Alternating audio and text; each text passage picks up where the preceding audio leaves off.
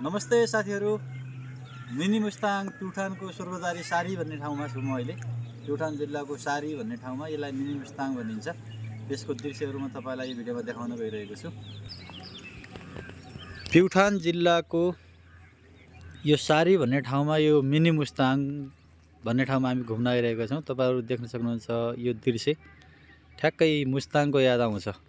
यो ठाउँ घुम्दाखेरि कति सुन्दर ठाउँ छ हेर्नुहोस् त। पछाडितिर अगाडि सल्लाहरूको माथि बगैँचा, त्यसको यतातिर सानो सानो माटोले बनेका पहाडका ढिस्काहरू र यो ठाउँ अति नै रमणीय ठाउँ छ।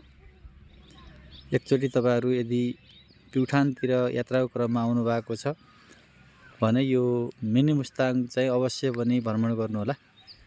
हेर्नुहुन्छ यो प्युठान जिल्लाको स्वर्गदारी नगरपालिका वडा नम्बर 5 मा अवस्थित छ यो। अब यसमा केही संरचनाहरू स्थानीय तहले बनाउँदैछ, मन्दिरहरू बनिरहेका छन् र तल एउटा राम्रो फाँट छ, यसमा मन्दिर बन्दैछ। यति राम्रो दृश्य यो तपाईँहरू भिडियोमा देखाउन गइरहेको छु म।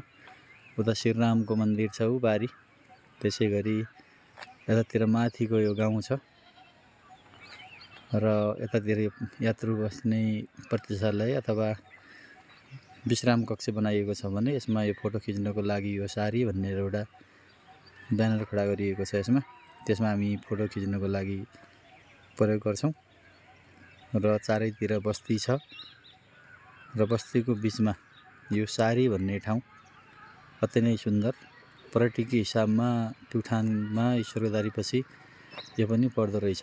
यहाँ चाहिँ धेरै मान्छेहरू भ्रमण गर्न आउनुहुन्छ। अहिले हामी बिहानीको समयमा आएका छौँ र अहिले अब मान्छेहरू केही समयपछि यहाँ प्रवेश गर्नुहुने नै छ।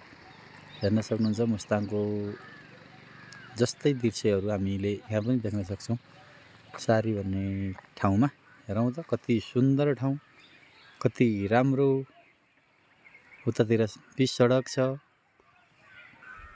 तपाईँहरूलाई देखाएँ मैले नजिकैलाई। हेर्नुहोस् त यो मिनी मुस्ताङको याद दिलाइसकेको छ। हामी यो ठाउँमा नजिक भए त लगभग डेली नै घुम्न आइन्थ्यो होला। यसमा एउटा ड्राई पिकनिकको रूपमा लगेर डाँडामा बस्ने, प्रकृतिसँग रमाउँदै पिकनिकमा रमाउनु पनि अति नै सुन्दर ठाउँ हो मिनी मुस्ताङ।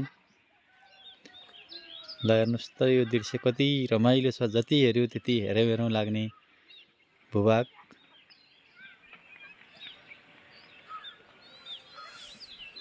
तपाईँहरूलाई कस्तो लाग्छ मिनी मुस्ताङ यस भिडियोको कमेन्टमा लेखिदिनु होला, ताकि आगामी दिनमा पनि योभन्दा राम्रो भिडियो प्रस्तुत गर्ने नै छु।